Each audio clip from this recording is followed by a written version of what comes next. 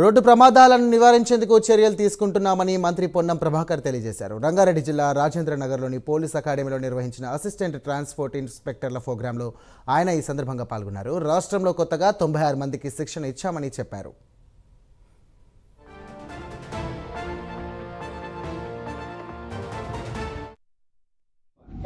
ఉన్నటువంటి వాళ్ళంతా దయచేసి ప్రిజన్స్ జైళ్ళ శాఖ ఇటువంటి 7 మంది ఉన్నట్టు అందులో మనం ఎందుకో కొంచెం నెంబర్ ఎన్నుకుంటున్నాను అనిపించింది నాకు వ్యక్తిగతంగా.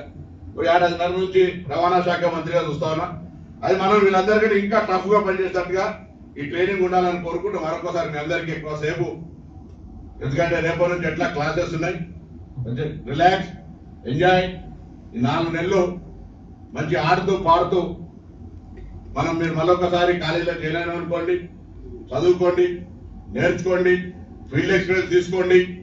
భవిష్యత్తులో మీరు వచ్చినటువంటి ఈ శిక్షణ మరింత ఎఫిషియెంట్ గా పనిచేయడానికి ఉపయోగించుకునే విధంగా పూర్తి స్థాయిలో సమయం ఇచ్చి మనసులు శ్రీనివాసరావు గారు చెప్పినట్టుగా ఆయారా గయారా వచ్చినా పోయినామా అనేటువంటిది కాదు.